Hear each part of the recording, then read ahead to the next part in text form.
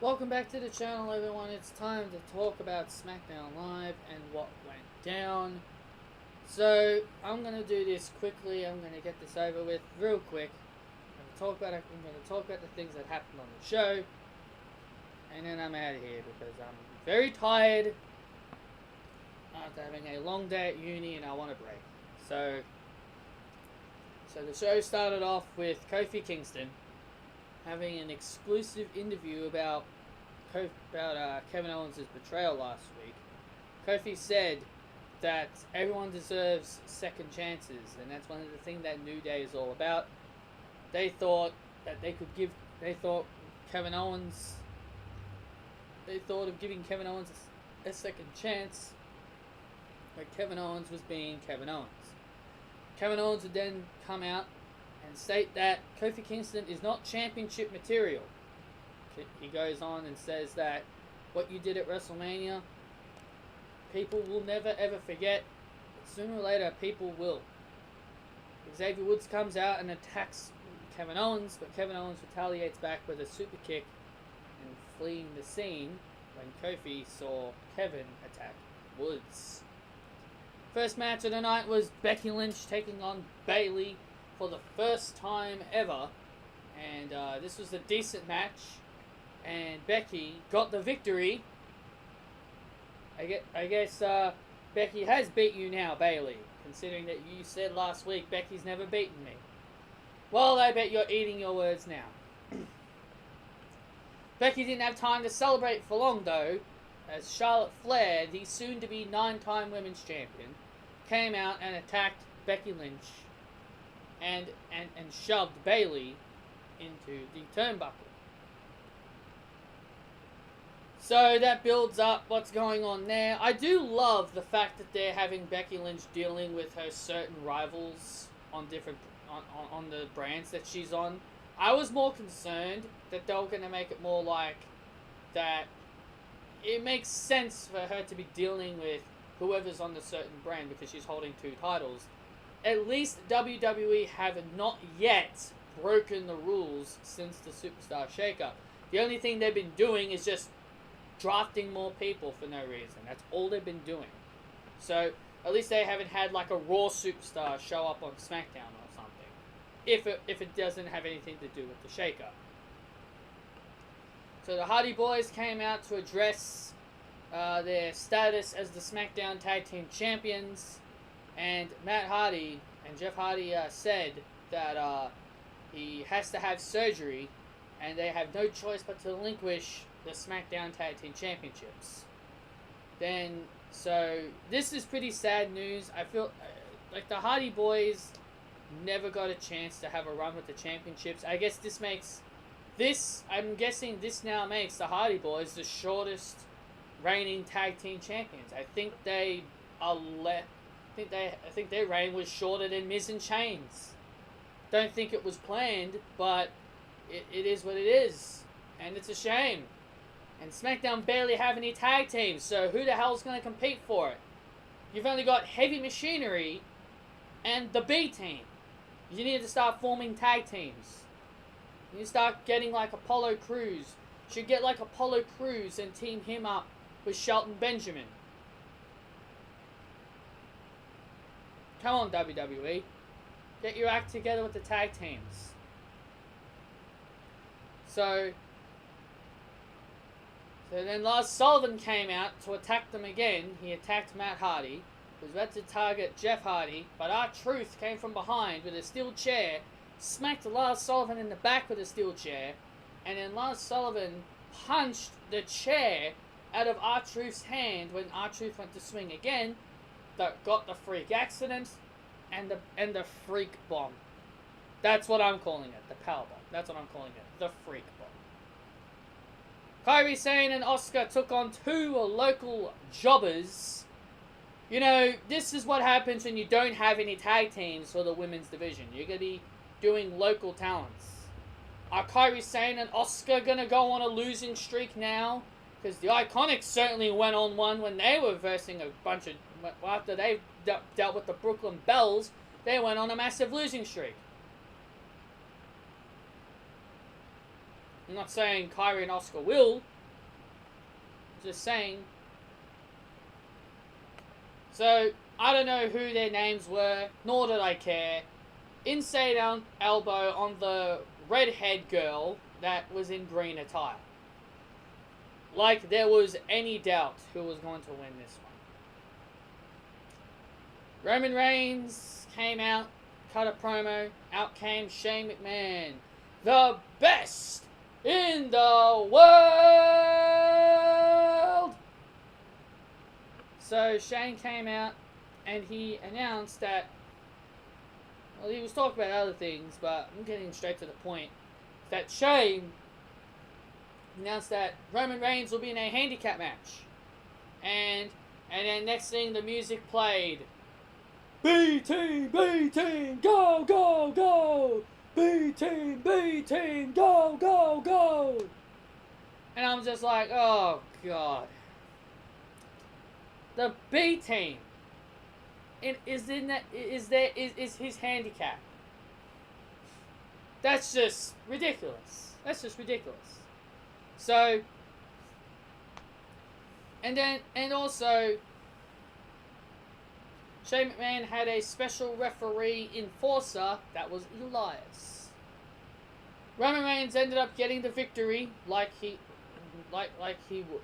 should.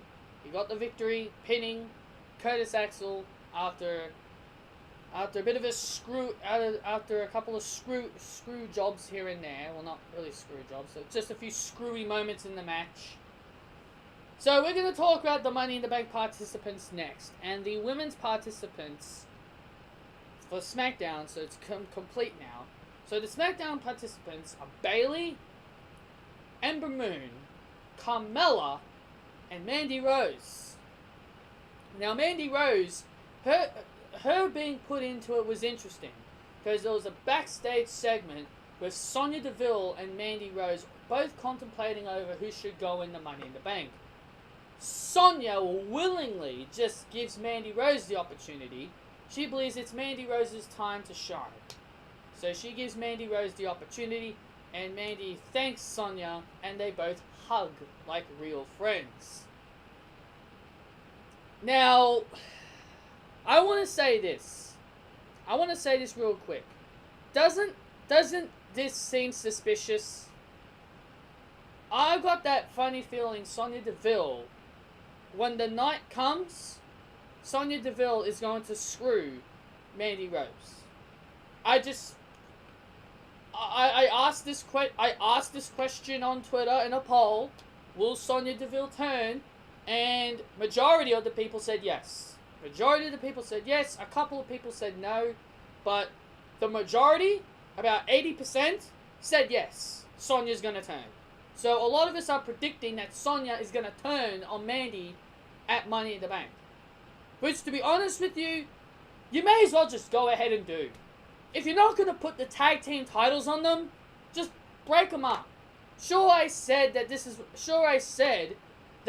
what happens when you barely have any tag teams and you got this tag team titles thing going on.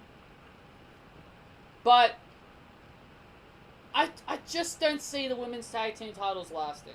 I just don't see it. I think WWE is going to be retiring them. I don't think they're going to stick around. Because when Fox Sport, because you know, the women's tag team titles are flooding between both shows. So what's going to happen when we get to October?